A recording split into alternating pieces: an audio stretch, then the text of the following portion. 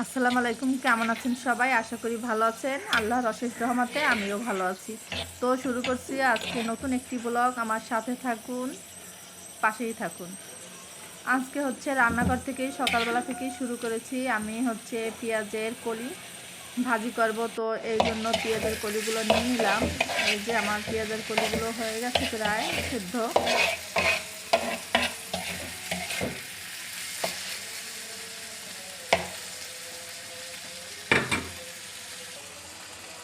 এখন হচ্ছে আমি এখানে 2টা ডিম নিয়েছি, একটা হচ্ছে এই পেঁয়াজের কলির ভিতরে দিব।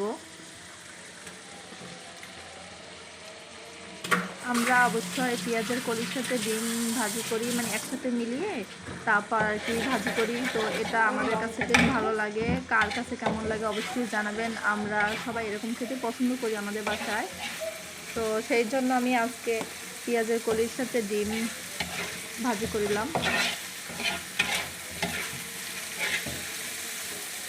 যে এরকম করে একদম ভাজা ভাজা করে শুকনো শুকনো উঠিয়ে ফেলবো।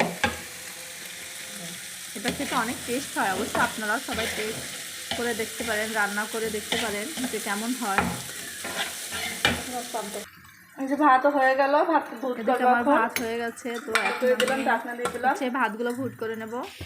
এদিকে হচ্ছে লাউ সেদ্ধ করে নিয়েছি, এখন লাউর ভিতরে আমি একটা ডিম ফাটিয়ে দেব। রেখেছি, তো লাউটাকে আমি আমার পেঁয়াজের কলি ভাজি হয়ে গেছে, এটা আমার নামিয়ে নেব। এখন আমি ভাজিটাকে ঢেলে নেব। এই যে ভাজি হয়ে গেল, জুতো না ওঠে। এই ভাজি দিয়ে গরম গরম ভাত খেতে খুবই ভালো লাগে। শীতের দিনে আমার কাছে এই সবজিটা আর কি এই ভাজিটা খুবই ভালো লাগে। আপনারাও খেয়ে দেখবেন।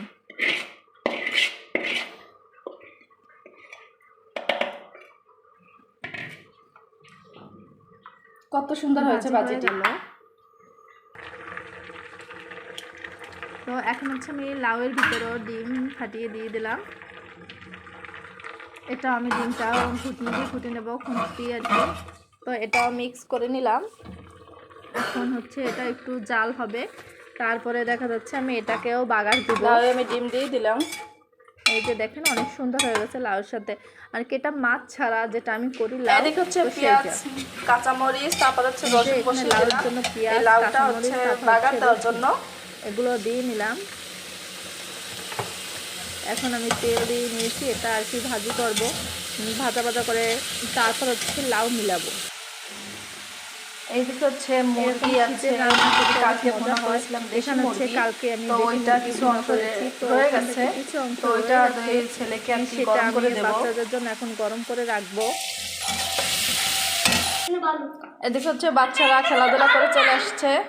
এই যে দেখতেই পাচ্ছেন জুতা খুলতেছে, অনেকক্ষণ নিচে খেলাধুলা করছে, তখন বাসায় আসছে, আজান দিয়ে দিচ্ছে। তাই এখন বাসায় এনে আবার গোসল করাবো, তারপরে খাওয়াবো।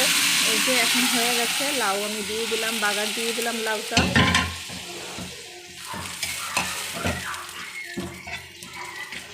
এটা খেতেও অনেক মজা হয়। শীতের সবজি অবশ্য এরকম অনেকভাবেই খাওয়া যায়। লাউ রান্না করে খাওয়া যায়, তারপর হচ্ছে এরকম ডিম দিয়ে ভুনা করে খাওয়া যায়, এরকমও খাই আমরা, খুব ভালো লাগে। এটা হচ্ছে সাদা ভাজি, আমি হলুদ দেইনি, হলুদ না দিয়ে এটা সাদা ভাজি করে